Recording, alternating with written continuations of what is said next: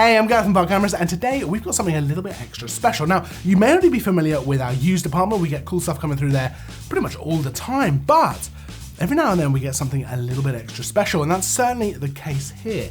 This is the Canon 50mm f1, and that's 1.0. Now, this is not a new lens, not by any means, and it's actually pretty rare now.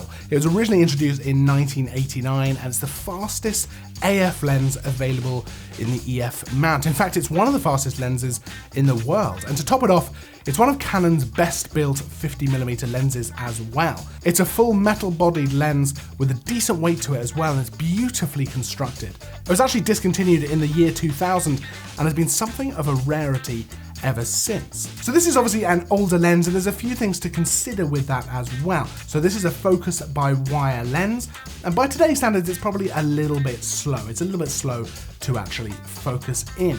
And something else to bear in mind is that with such a large aperture, the depth of field is razor thin, so nailing focus can be a little bit tricky.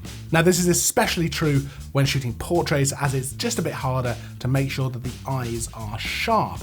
And that's another consideration. Shooting wide open at f1, it's not the sharpest lens out there. There's a definite softness to it, which you would probably expect. But with all that said, that is not why you would be excited to use this lens. Shooting at f1 gives you a different experience, and the images you can get back are very, very interesting. So if you can nail your focus, you're rewarded with a kind of dreamlike result.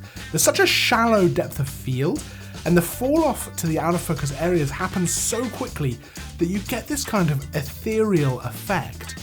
The actual bokeh itself is super smooth, and backgrounds blur out really, really nicely. In fact, you can pretty much get rid of them altogether. The actual bokeh itself is super smooth, and backgrounds blur out to the point where they're not removed completely, but they do blur out really nicely. Now, when it comes to portraits, the lack of sharpness can actually work in your favor. It gives skin this kind of softness to it, which can help hide all kinds of blemishes and actually be quite flattering for your subject. Shooting wide open also gives you a bit of a vignette. Now, personally, I like this, and that's obviously a personal preference thing, but it's obviously very easy fixable in post if you don't want it there as well. And in terms of shooting wide open, as I mentioned earlier, f1 means you're going to be letting in a huge amount of light. In fact, it's actually a pretty big jump even from f1.2, and it means you can shoot in very low light conditions and still get some great shots. In terms of design, it actually shares much more in common with the Canon 85mm f1.2 Mark I than any of Canon's other 50mm lenses.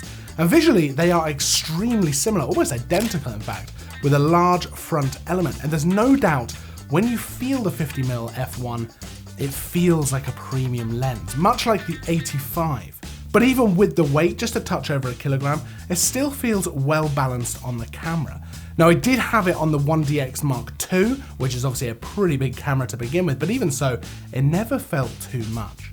Ultimately, this lens has been fascinating to try out. It's a little slow to focus, it's not the sharpest lens out there, but there's something about spinning that dial all the way to f1.0. There's something special about that, and I loved my time shooting with it. There's just something elegant about the images it produces, and it'll always be an exciting lens to use. Now, if you have any questions about the lens at all, pop them down in the comments below. If you liked the video, make sure to give it a thumbs up. That always helps us out. Make sure to subscribe for more content, and as always, thanks for watching.